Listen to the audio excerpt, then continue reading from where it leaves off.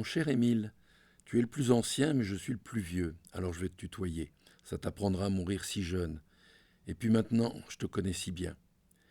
Une vie sociale bien remplie, comptable le jour, artiste le soir, photographe, musicien et quoi d'autre. Selon ton bulletin militaire, tu mesures 1,63 m. Pas très grand en fait. Visage ovale, le poil châtain, front moyen, nez moyen, bouche moyenne, la moustache bien entendu. Pas de visage glabre en 1900. Ton portrait robot se dessine. Avec ton manteau à fossettes, c'est de verre tout craché. Et les yeux bleus en plus, plutôt beau gosse. Je t'ai cherché sur les clichés de tes amis du photoclub. Tu dois y être, mais comment en être certain? J'ai quand même failli te piéger. Te souviens-tu du portrait de Coucou, le vieux cheminot photographié dans les boîtes Franny? Eh bien, j'ai trouvé une carte de la librairie Guignard, faite au même moment, mais face à toi. Tu veux la voir? On voit bien un photographe qui opère, un peu flou mais reconnaissable. J'ai espéré un moment, mais non, c'est pas toi. Trop vieux pour quelqu'un mort à 48 ans. Et puis il n'est même pas placé au bon endroit. Là où tu devrais te tenir, un pied photo dépasse. Tu es bien là, présent, mais coupé au cadrage. Pas de bol. J'en étais resté là jusqu'à ce que l'on m'envoie une vilaine copie de cette photo, enfin complète. Cette fois on te voit, mais sous ton voile de photographe. Farceur va, encore raté. Un autre cliché, te voilà surpris en action à Huchon. Toujours ton voile, et de dos en plus. Tant pis, tu resteras le fantôme caché sous un suaire noir. Figure-toi que je connais mieux ton garçon. La première fois que je l'ai vu, il était dressé sur le parapet des Sétons. Sa casquette de collégien sur la tête, il se tenait droit et fier, les mains dans les poches de son knickerbocker. Veste et gilet assortis, nœuds papillons, chaussures en cuir, on sent la patte de sa mère. C'est pas pour rien qu'elle était couturière. Une élégance toute anglaise, un vrai petit lord. Quand je l'ai revu à l'entrée du barrage, posant près de tes amis, j'ai vite compris, c'est bien le petit Georges, ton fils. En cherchant bien, je l'ai revu partout. Le découvrir est devenu un jeu. Vu ton époque, tu ne peux pas comprendre, mais il est devenu mon Charlie. Charlie au cours d'équitation. Charlie achète une nouvelle monture. Charlie à l'arrêt du bus. Charlie au Tour de France. Charlie devant le trou de la Sécu. Charlie à la ferme. Charlie au mur des lamentations. Charlie au bain-douche. Dis-moi, je rêve ou c'est toi devant ton fils? Cette photo-là n'est pas de toi. C'est une sortie du photoclub. Tes amis dans la barque protègent les appareils sur leurs genoux. Mais on dirait bien Charlie au loin près d'un photographe. Te revoilà, mais microscopique. Toujours raté. Tu vois, Émile, je l'aime bien, ton petit, mais quelque chose en lui me dérange. Regarde-le. Tes amis font les pitres, il sourit à peine, presque par politesse. C'est pas le petit Bob, l'étoile montante des boulevards, mais un Pierrot solitaire. Quelle tristesse. Faut comprendre, tant de bouleversements pour un gamin de 9 ans. Votre séparation, sa mère partie, comme elle doit lui manquer. Vos sorties entre hommes ne suffisent pas à lui faire oublier. Pour le garder, tu viens à peine de le reconnaître. Il va enfin porter ton nom. Vous viviez ensemble pourtant, alors pourquoi ne pas le faire plus tôt? Imagine sa vie à l'école, enfant sans père et de mère divorcée en plus. À croire que tu ne connais pas la cruauté des enfants. Encore quelques années de collège, trop peu, et puis c'est toi. Toi qui es parti, trop tôt, le laissant seul, orphelin. Le temps a passé. Pour moi, il restera pour toujours le gamin que tu photographiais jadis sur la digue des Sétons. Tu es sûr que ce n'est pas un selfie avec toi, le moustachu, assis devant lui? Où que vous soyez, que la route vous soit douce. Il nous reste tes photos pour nous souvenir de vous. So long, mon cher fantôme.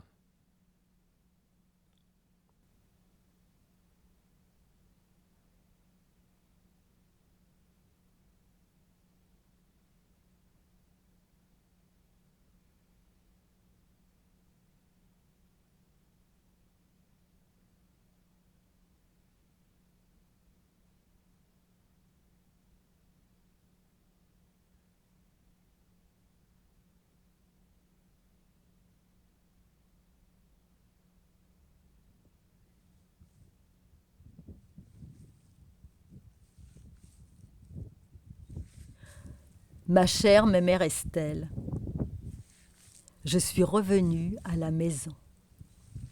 Moi, ta petite fille, sans foi ni loi. C'est étrange. Je suis seule dans ces immenses bâtiments où nous avons vécu tous ensemble. Et je me demande comment nous faisions pour cohabiter. Mémère Charlotte, Pépère Émile, maman, papa et tes autres petits-enfants, Mireille et Bernard. Tu étais toujours là. As-tu quitté une seule fois la ferme depuis votre retour en 1952 ? Ta mère, nourrice à Paris, a construit cette ferme en 1904. 40 ans plus tard, elle fut incendiée par les Allemands.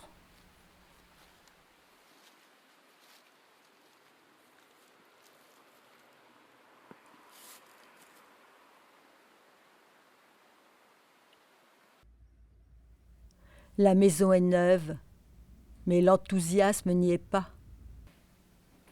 C'est la douleur d'avoir tout perdu qui suinte de ces murs en plâtre. Je te revois. Tu descendais le grand escalier pour accueillir un visiteur. Un autre souvenir, dans la cour entourée de tes 3 petits-enfants. Tu évoquais l'an 2000 en nous disant que tu ne le verrais pas. Maintenant, la ferme c'est fini. Tu ne peux pas imaginer ce que j'ai fait.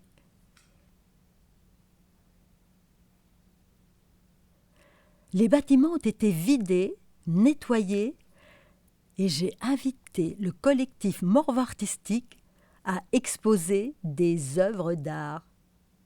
Moi, ta petite fille sans foi ni loi.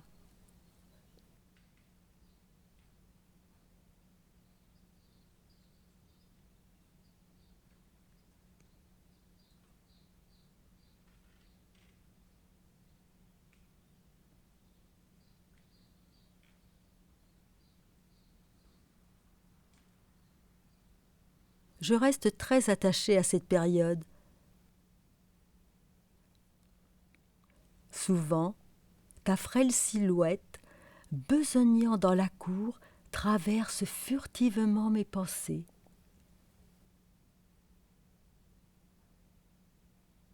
Je t'embrasse affectueusement.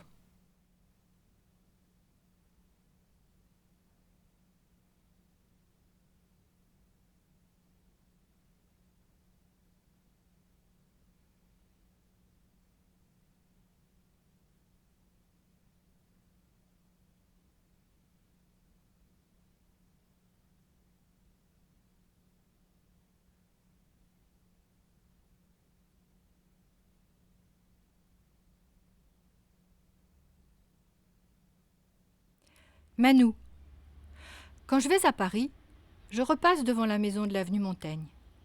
Cette grande maison en pierre de Meulière, typique de l'architecture de la région parisienne, ancienne résidence secondaire de la riche famille de mes arrière-grands-parents du début du XXe siècle, et votre seul héritage.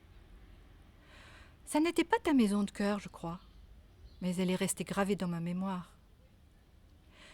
Je me hausse sur la pointe des pieds pour apercevoir le jardin, notre terrain de jeu, avec sa chambre verte, sorte de pièce délimitée par une haute haie de buis, dont l'odeur, aujourd'hui encore, me ramène à ce jardin.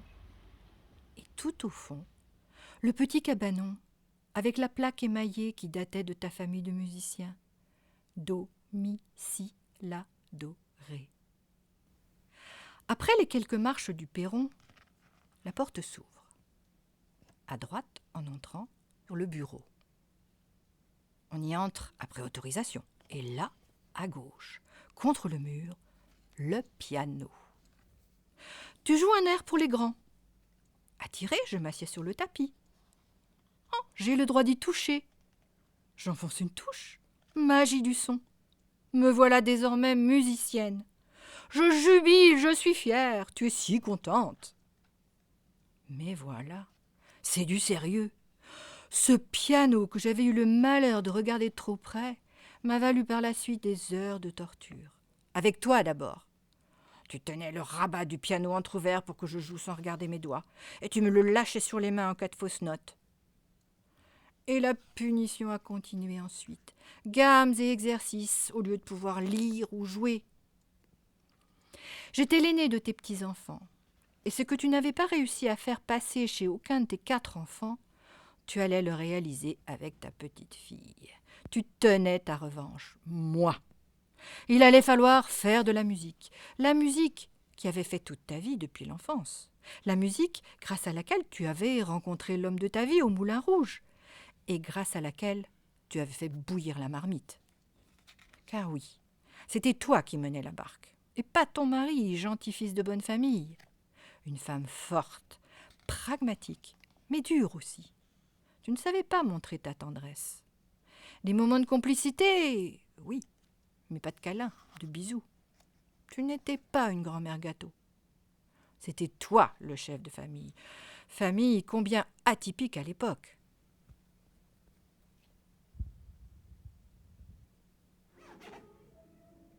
Certains jeudis, on partait à l'aventure. Destination Paris. On traversait le bois de Vincennes sur la plateforme à l'arrière du bus, secoué sous les gros pavés de l'avenue de Paris. Le bonheur. Ensuite, on prenait le métro. Odeur du métro parisien d'alors. Arrivé à destination, on grimpait tout en haut, au poulailler de la Comédie Française. Avec Didier, on faisait la course. On y a vu tous les classiques de Molière qui passaient en matinée pour les enfants. Didier y a terminé sa carrière comme directeur technique.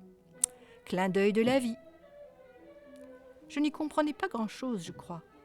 Mais l'équipée, le bus et la chaîne qu'on devait tirer pour demander l'arrêt qui m'amusait beaucoup, car elle me faisait penser à la chasse d'eau de votre maison. Les costumes et la musique me reviennent encore quand je pense à toi. C'est Pierre qui a hérité de ton saxophone. Il le chérit. Il t'a même consacré une chanson. Tu vois, il suffisait d'un peu de patience. Finalement, un de tes arrière-petits-fils vit de la musique.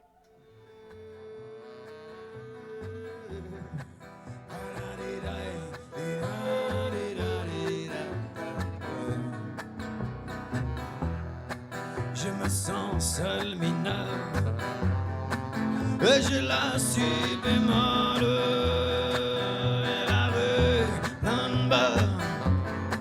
J'ai les doigts qui collent assis l'un dos à dos dans notre domicile alloré. Pas si facile à assurer la solitude des accordés. En vieillissant, tu es devenue plus douce, plus sage, plus fragile aussi. On pouvait te dire, enfin, certains d'entre nous, car tu avais tes préférences parmi nous. Clairvoyante et bienveillante, mais toujours franche et sincère. Maintenant que tu es partie, on a du mal à se retrouver. Les fêtes de famille se font rares. J'ai retrouvé cette photo de toi qui date de 1990. Tu t'étais apprêté pour nous laisser à chacun et chacune un portrait de toi pour la postérité. Et au dos, un petit mot où tu parles de notre amitié malgré nos petites différences. Je suis intriguée et flattée par le mot amitié. Et je m'interroge sur celui de nos différences.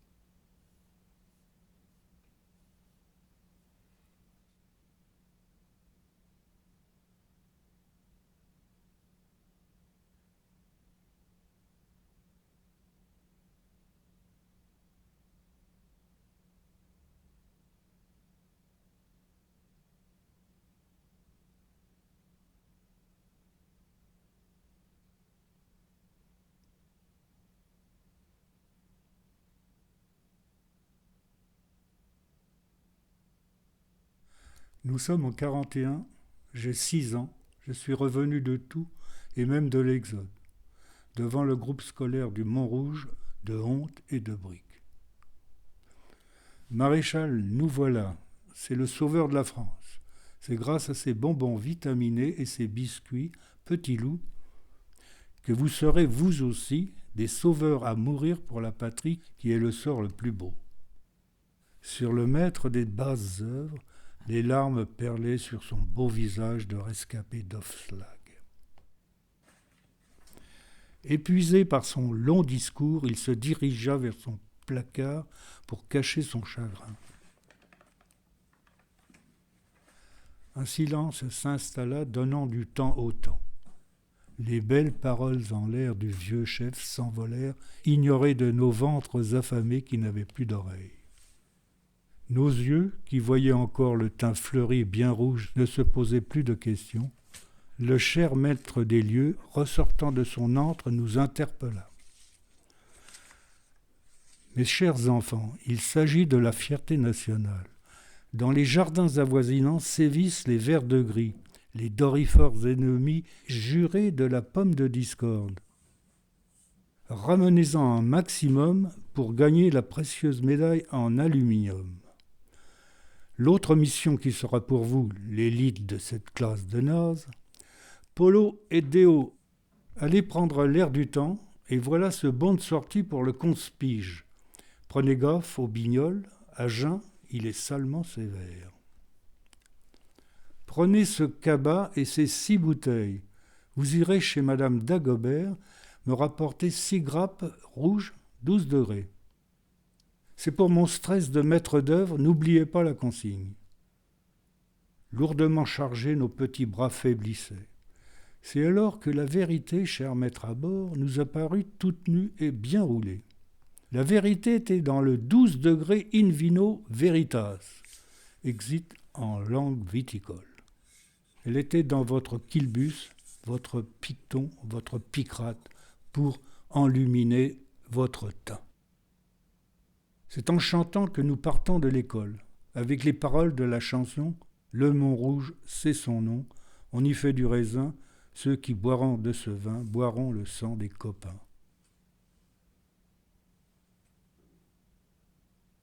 Grâce à vous, maître étalon, qui avez été dans la cavalerie à pied, notre vie sera meilleure. Certes, sans grand savoir, mais sur les vins, chapeau l'artiste.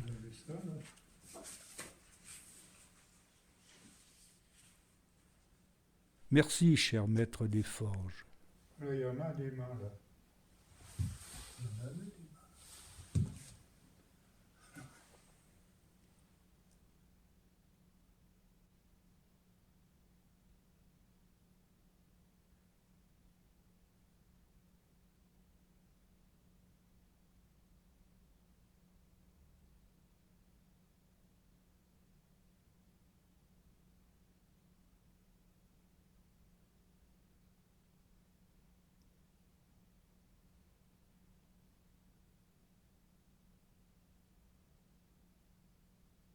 Tata.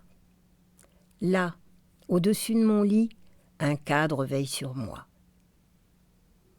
C'est un modeste dessin. Quelques roses à la mine de plomb sur un fond ocre. Mais signé de ton nom de jeune fille. Pour moi, ce n'est pas n'importe quel dessin, car il porte l'empreinte de ta main, du temps où ta main n'était pas encore déformée. Tata, qui as-tu été pour moi? C'est un peu compliqué à expliquer. Les hasards de la guerre m'ont fait naître chez toi et on m'a sans doute indiqué très tôt de t'appeler Tata, quand bien même tu n'étais pas ma tante. Tu n'étais pas non plus ma grand-mère, bien que la place ait été laissée vacante par celles qui n'ont pas eu le temps de me connaître. En fait, je crois que je t'ai aimée comme une deuxième mère, qui, quand il le fallait, prenait le relais de celle que légitimement j'appelais maman. Opposés tant au physique qu'au moral, vous vous complétiez parfaitement pour m'aimer et m'éduquer. Et puis, cerise sur le gâteau, vous vous aimiez très fort. Toi, petite, tandis que maman était grande. Toi, tout en rondeur, tandis que maman était mince. Toi, toute blanche, sitôt que je ne t'ai jamais connue brune, tandis que maman était blonde. Toi, patiente et pédagogue, tandis que maman était trop vive pour m'apprendre ce qu'elle excellait faire. Toi, très coléreuse. Ah, tes colères qui m'effrayaient et me faisaient courir à l'autre bout du village, tandis que maman gardait son sang-froid en toutes circonstances.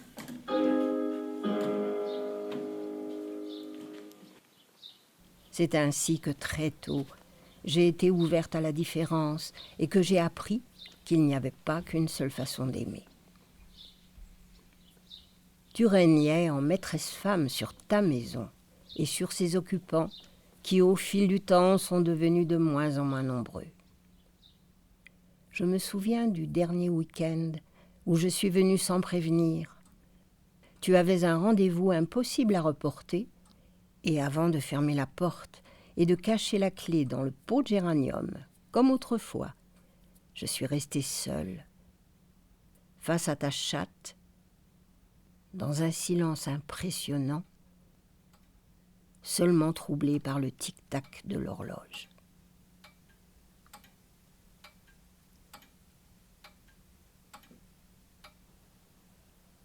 Ta maison, on y pénétrait par la véranda.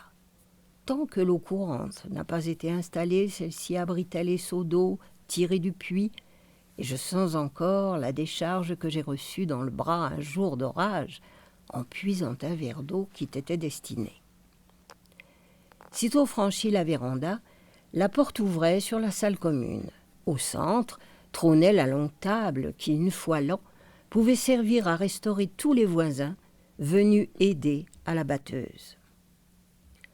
Au fond ronflait le poêle à bois, où tu faisais sécher les poires que je chipais au fur et à mesure, déclenchant une de tes fameuses colères. À gauche, la salle à manger. Cette pièce contenait le piano, dont ta cadette jouait à merveille et que je pouvais écouter pendant des heures, allongée sur le tapis. À droite, on trouvait les chambres. Tu occupais la plus grande pour la nuit, mais aussi pour la sieste dans le fauteuil du coin. Comme tu l'as cédé à maman lorsqu'elle a été sur le point de me mettre au monde, je pense pouvoir dire que je suis née dans ton lit.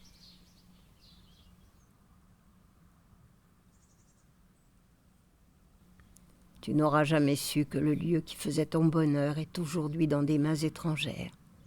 Et c'est bien ainsi.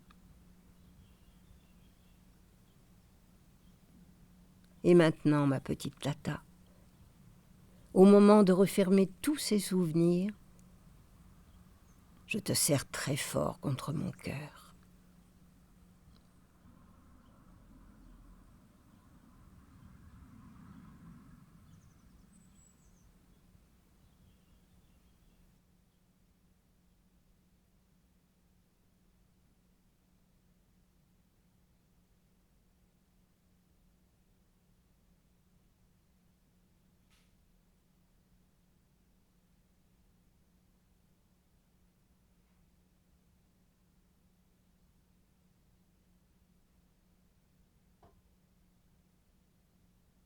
À toi, Fanfan. De loin, de très loin, tu vas recevoir ces mots comme une image figée, immobile. Je te revois dans la rangée de tables. Oh, on devait avoir 7 ou 8 ans. Ton visage, je ne sais pas. J'avais seulement mes yeux dans tes yeux et je ne pouvais les détacher. Pour toi, Fanfan, mon cœur battait fort. Premier grand amour. En musique, c'est l'oreille absolue. En amour, c'est amour tout court. C'est vrai que cela ouvre la vanne de la vie. Et qu'y a-t-il au-delà de l'amour? Ton regard, ton cartable que tu balances entre tes jambes, et cette phrase que tu as prononcée venant de ton grand-père. Comment il est l'ami Robert? Blond? ou brun sont gravés à jamais dans mon imaginaire d'enfant. Ces mots sont venus, m'ont bombardé. C'était l'aveu que toi aussi, tu avais quelques sentiments pour moi. Du moins, je l'interprétais ainsi. C'est ça, les chevaux de la vie. La première goutte d'eau, puis la petite rivière, le fleuve et l'océan.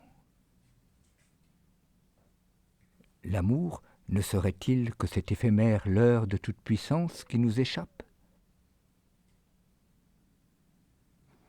Même si ce jour, j'avais senti qu'il ne nous échappait pas. Fanfan, qu'es-tu devenu? Fanfan, te souviens-tu? Ton petit Robert.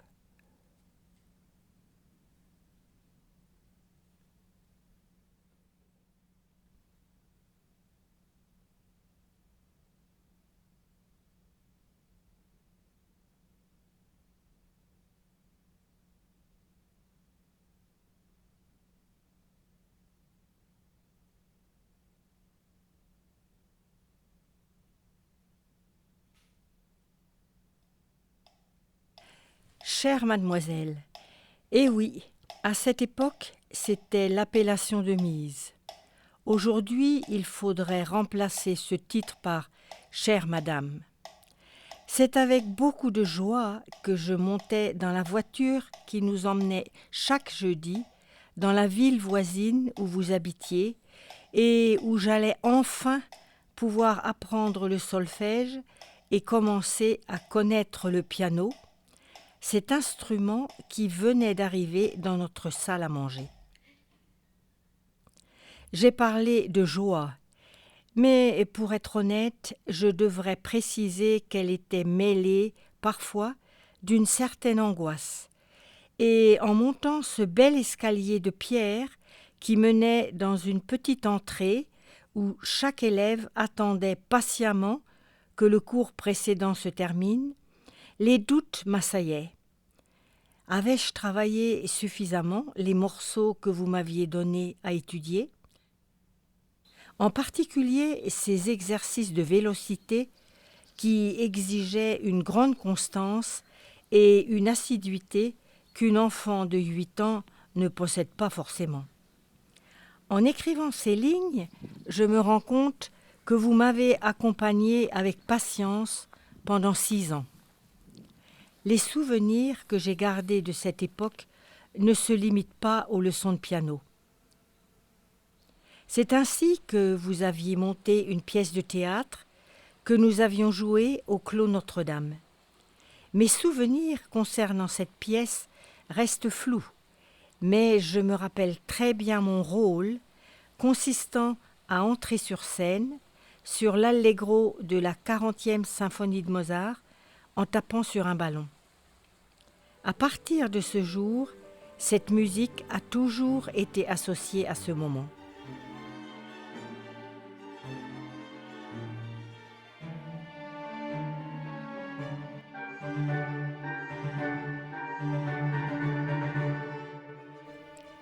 Malgré l'éloignement géographique, vous teniez à être informé de ce que je devenais.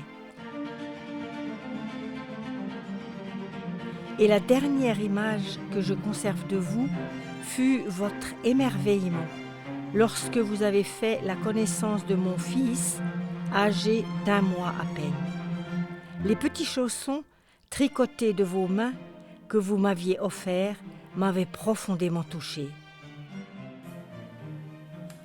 Chère mademoiselle, avant de clore cette lettre, laissez-moi vous remercier d'avoir fait naître en moi cet amour de la musique qui m'a toujours accompagnée et qui a tant enrichi ma vie. Bien affectueusement, une de vos anciennes élèves.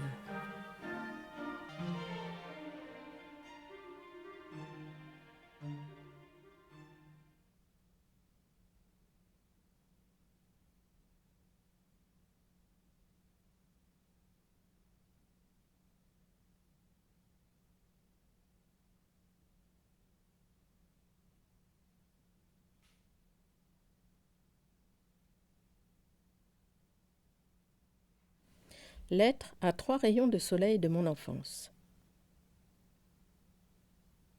Chaque fois que l'un d'entre vous arrivait, le soleil entrait dans la maison. Et même, dans l'attente de votre venue, la joie pointait le bout de son nez. On guettait votre arrivée avec impatience à travers la porte-fenêtre de la salle de séjour. On faisait des allers-retours, tantôt entre notre chambre que nous devions avoir rangée et la fenêtre, tantôt entre la cuisine où nous aidions notre mère et cette fenêtre.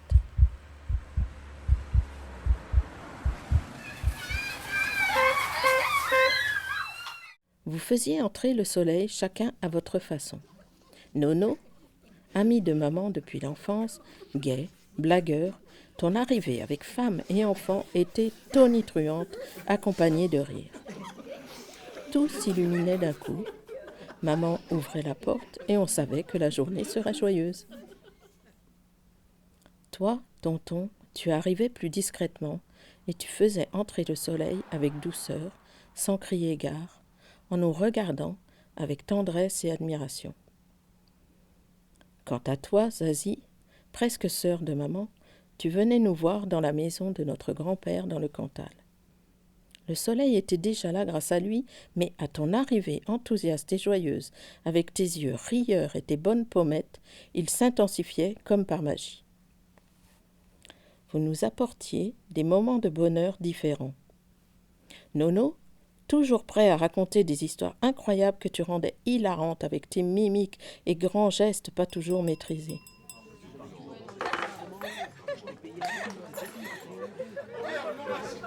Tu transformais le repas en moment théâtral et comique et on riait à en avoir mal au ventre. Le repas durait. Maman était aux anges et pour rien au monde nous n'aurions quitté la table. Tonton, toi, on te kidnappait dès ton arrivée. On se mettait sur tes genoux contre toi pour que tu nous dessines de drôles de voitures avec des bonshommes rigolos qu'on appelait des totos marrantes.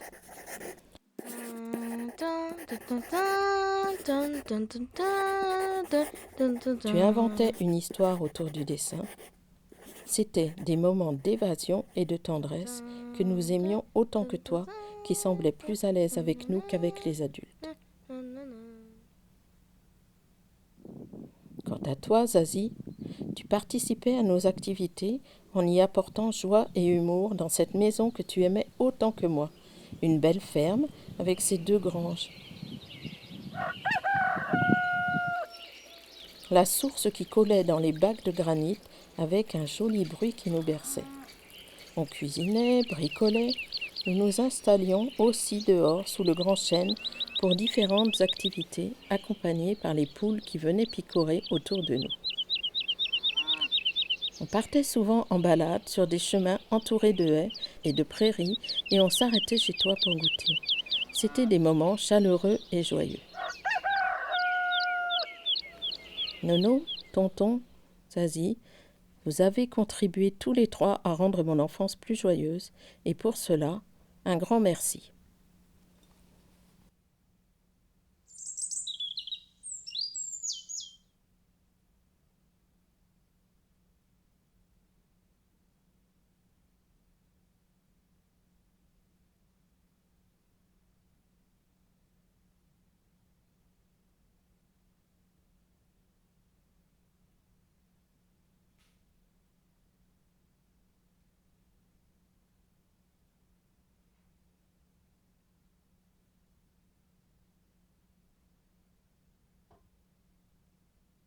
Je me rappelle les sièges en Sky Orange de la Renault 5 qui avaient pris la relève de la 3 chevaux.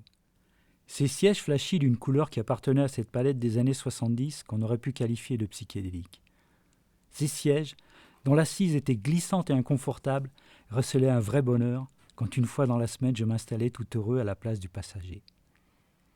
Je prenais à ce moment-là une grande bouffée d'air et de liberté, la sensation que tout devenait possible, car à cette occasion je passais le portail du pensionnat. En début d'après-midi, vous veniez nous chercher, votre fille, un autre collégien et moi. C'était alors une suite de déambulations en ville qui se terminait invariablement devant un chocolat chaud ou un orangina. Je changeais d'univers. D'un petit village, voire d'un hameau, je rentrais en ville. J'oubliais la grange où je rangeais mon vélo, le champ que je traversais quand j'étais en retard pour aller à l'école. Cette école où la mixité n'existait pas encore. C'est donc aussi le moment des premiers émois amoureux qui me poussaient vers ma camarade de classe. C'était votre fille. Et vous, petite marraine, vous que j'ai toujours vouvoyé et que je ne sais toujours pas aujourd'hui comment nommer. Je vivais ces sentiments tout en retenue car je la soupçonnais de préférer mon camarade à moi-même, ce qui me laissait toute latitude de me consacrer presque entièrement à la découverte d'un monde nouveau pour moi. En effet, fils de gendarme, vivant dans le milieu clos d'une gendarmerie où les portails étaient constamment fermés, et étant passé de ce milieu directement au pensionnat, j'y étais dans ces moments de liberté comme un oiseau au bord du nid, qui, ayant vaincu sa peur et son appréhension, se jette dans le vide et qui tout d'un coup s'émerveille de sentir ses ailes le porter. Je ne savais pas à ce moment qu'une fois adulte, j'allais faire l'expérience de cette sensation. Je ne savais pas non plus que votre présence et ces moments vécus me donneraient cet élan pour aller de l'avant, tout autant que votre absence, qui agissait sur moi comme l'air d'un bateau qui avance encore, malgré l'absence d'énergie. Cette énergie qui allait me suivre toute une vie, une énergie que j'ai dépensée sans me soucier de sa disponibilité. Peut-être que c'est quand on est enfant que l'on s'emplit de substances vitales, ce mélange de désir, de turbulence et de vie. Je sais que c'est vous qui me l'avez donné, cette substance vitale. Peut-être en aviez-vous beaucoup, car à cette époque, la chanson de Brassens était dans toutes les mémoires et vous vous appeliez Fernande. Je sais que cela fit beaucoup rire, mais cela ne dut pas être facile. Et puis ce jour, où déjà me reconnaître n'était plus une évidence. Il faisait beau dehors, mais il n'était déjà plus temps de sortir. Le monde pénétrait par la télévision, la voiture au garage ne bougeait plus. L'étage était inaccessible, la cuisine sécurisée, les volets et le portail automatisés.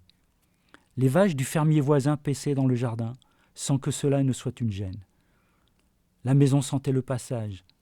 Les meubles prenaient des allures de valises, les murs étaient vides, la poussière était absente, peut-être déjà partie, tout comme la mémoire qui commençait à faire défaut.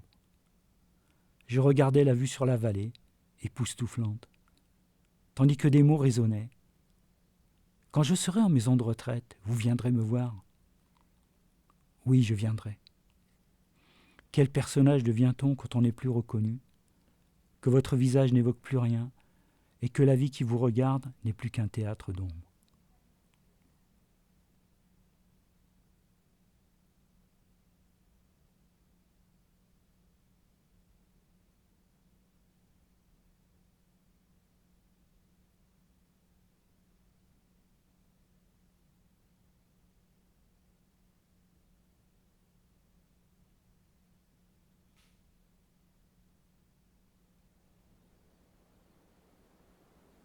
Chère Madame Brockmeyer, je voudrais vous parler de souvenirs que j'ai de vos cours, car ils ont beaucoup compté pour moi. De l'âge de 12 à 17 ans, vous étiez mon professeur de latin. Notre école était un vieux bâtiment majestueux. Je me souviens de l'immense porte d'entrée, des plafonds très hauts et un énorme escalier au milieu. En y repensant aujourd'hui, je dirais que le bâtiment ressemblait un peu à Poudlard. On peut facilement y imaginer Harry Potter.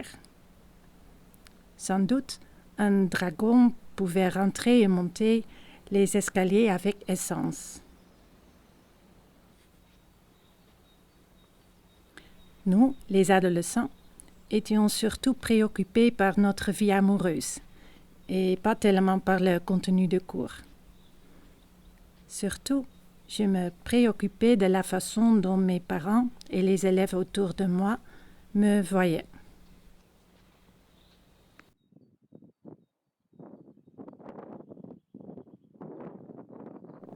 Mon monde n'était pas plus grand que ça à cette époque. Vous avez réussi à me tirer de là.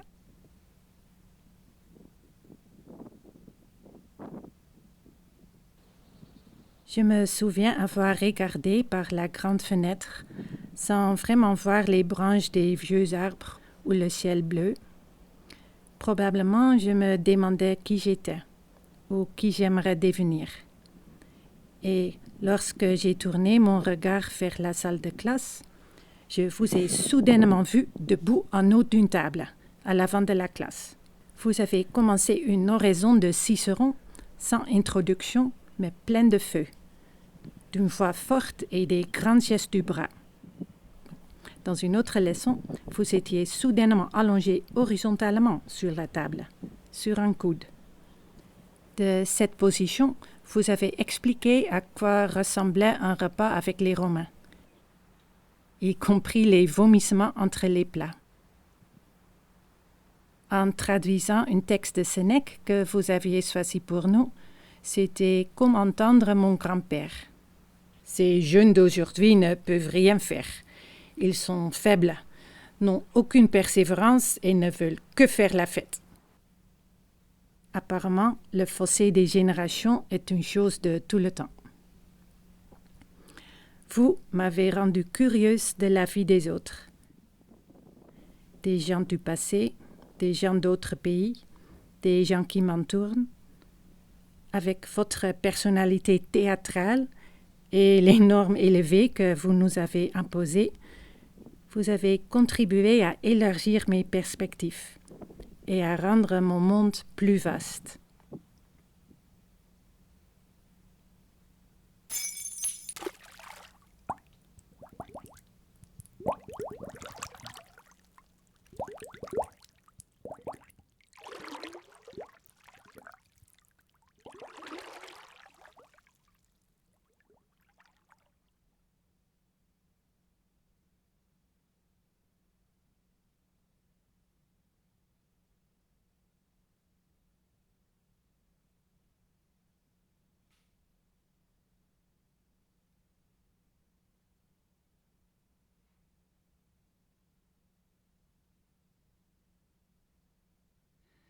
Ma chère amie, ma toute petite amie, voilà un bien trop long moment que je n'ai pas pris ma plume pour te donner des nouvelles.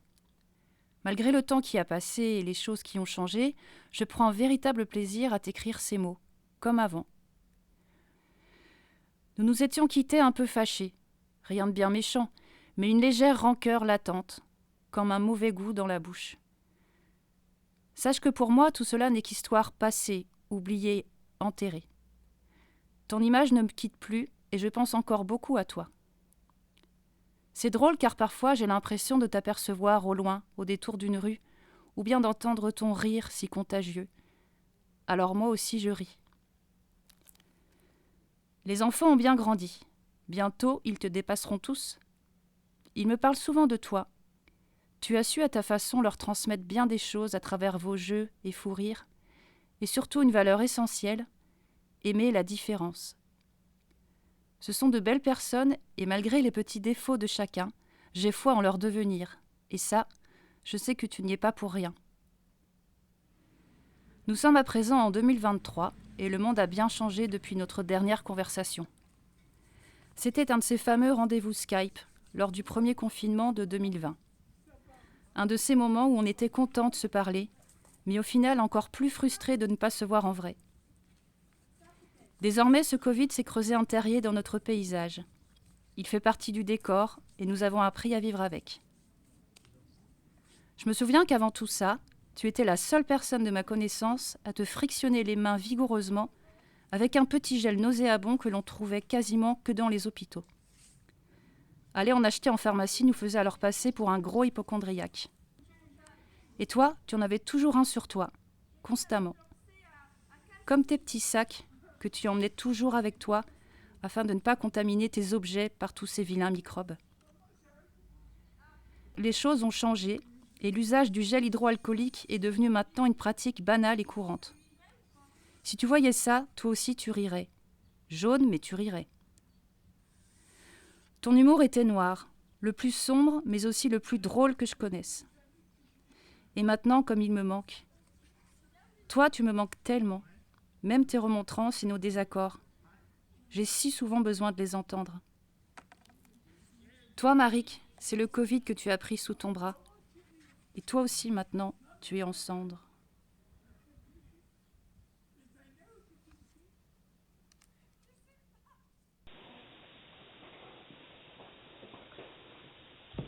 Allez, déjà vu. Ça va toi? Un rendez-vous de Perrier. Qu'est-ce que tu fais de beau? Bah, rien de spécial. Oui, mais tu fais quelque chose quand même. Ah, vous êtes dégoûtant, vous auriez pu vous retenir. Bon, bah moi je me casse, hein. Maintenant, oui. Mon amie la plus petite, mais la plus grande de toutes. La vie sans toi n'est plus de la même couleur. Il me reste nos souvenirs qui me portent et me guident dans les moments les plus sombres, comme une réconfortante lueur. Puisses-tu lire ces mots depuis ce monde invisible de l'autre côté du voile et continuer à m'envoyer de ta lumière. Et sache aussi que moi, j'ai fait de ce gel hydromachin ma petite Madeleine de Proust.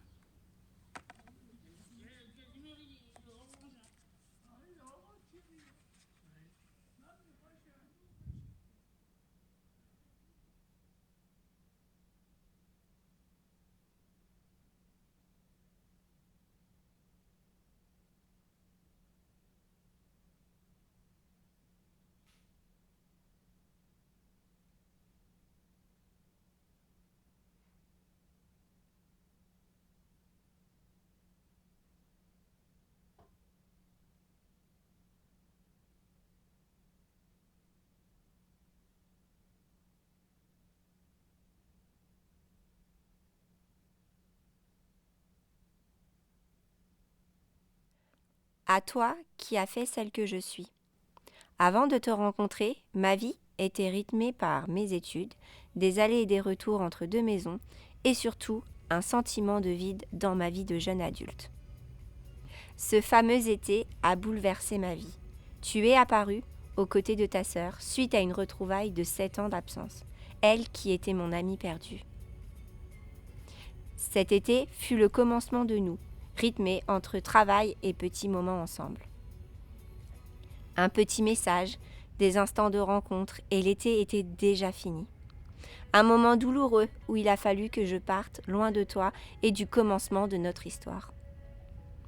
780 km nous séparent et beaucoup de questions résonnent dans ma tête. Comment vais-je faire avec cette distance? Allions-nous passer outre ou, comme beaucoup, baisser les bras et nous séparer? 6 mois d'aller et retour et toujours la même conviction que ma place est près de toi. Un jour, le déclic et cette opportunité. Un poste se libère près de chez toi. À quoi bon poursuivre des études et continuer alors que mes envies de vie avaient changé? Jusqu'au jour où notre vie a basculé en juin 2019. Nous avons découvert qu'un petit bébé poussait dans mon ventre. Tant de joie m'a traversée. Ce petit bout, à moitié de toi et à moitié de moi, quel beau gâteau nous a fait la vie. Et surtout, quel beau cadeau tu m'as fait en faisant de moi une mère, une femme. Les mois ont passé et notre princesse a pointé le bout de son petit nez avec 1 semaine de retard en mars 2020. Et là, j'ai découvert que l'amour ne se partage pas entre deux êtres aimés, mais se multiplie.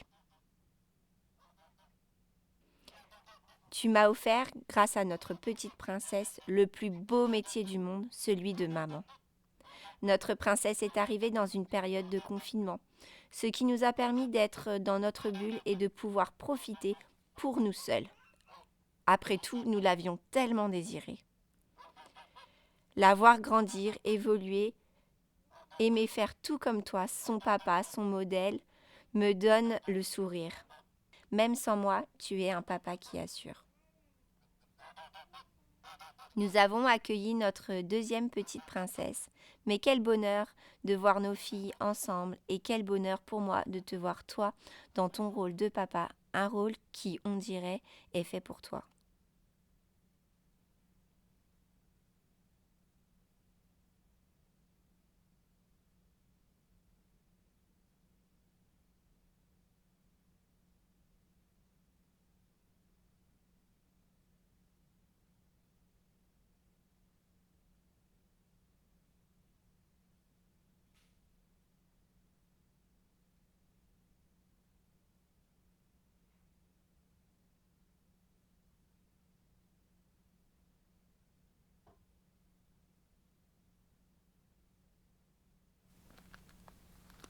Ma chère petite fille, si cette lettre te parvient, cela veut dire que je ne suis plus de ce monde. Je t'adresse cette lettre pour t'exprimer mes sentiments, te dire à quel point je suis fier de toi, fier de la femme forte et libre que tu es devenue. Te souviens-tu de la journée de ton 6e anniversaire ? C'était une splendide journée de printemps, jumelée à un doux vent. Les fleurs étaient en bourgeon, dans le jardin, là où nous étions tous réunis, tes parents, toi, ta mamie et moi. Je me souviens que tu courais dans tous les sens, entre les allées de fleurs et les buissons, cerf-volant à la main. Parfois, tu trébuchais, mais tu finissais toujours par te relever, en souriant et ricanant. De l'autre côté du jardin, la porte-fenêtre de la maison, qui menait à la cuisine, était ouverte. Une douce et délicieuse odeur de gâteau, de biscuits en train de cuire, en émanait. Cette alléchante odeur, portée par le vent, arriva jusqu'à ton petit nez. En hâte, tu lâchas soudainement ton cerf-volant et te précipita en direction de la cuisine en chantonnant « C'est l'heure du gâteau, c'est l'heure du gâteau ». Une fois arrivé aux portes de la cuisine, tu fus accueilli par ta maman qui t'emmena t'asseoir. Dans la foulée, tout le monde s'asseyait autour de la table dans le jardin. La chanson commença. Joyeux anniversaire, joyeux anniversaire. La chanson toucha à sa fin. Tu soufflas sur tes 6 bougies. Un tonnerre d'applaudissements se fit entendre. À ce moment-là, je me penchai vers toi et te demandai quel était ton vœu le plus cher. Tu répondis avec tant d'entrain. Je veux aider les autres et leur redonner le sourire. Moi, qui ne suis pas encore père, je me plais à t'écrire. Toi que j'imagine et qui n'existe pas encore. Tu es âgée de 22 ans maintenant. Ma petite fille est devenue femme. Ta petite carrure cache un fort tempérament. Tes cheveux ondulés, tes mains fines et douces. Du haut de ton petit 1m50, tu rivalises avec le plus fort des hommes. Tu es cette femme dont je suis éperdument fier. Chaque moment partagé résonne encore en moi. Ils resteront à tout jamais gravés dans ma mémoire. Retiens bien que malgré mon départ, je serai toujours auprès de toi. Ton papy, rien qu'à toi. Peut-être un jour.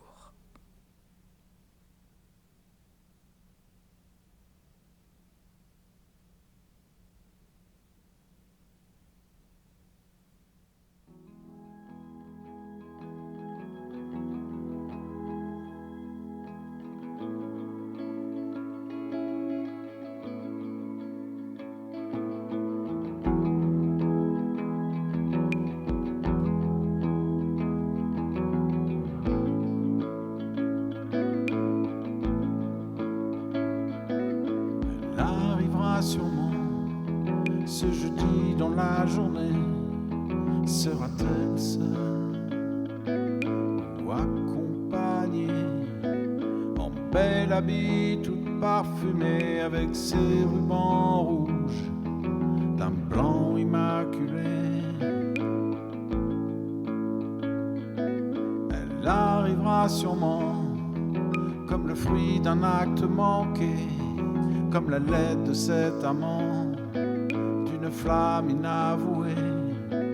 Une lettre, toute une lettre, dans ses proses diffusées, dans un coffre boîte aux lettres, d'un amour qu'il faut garder pour nous.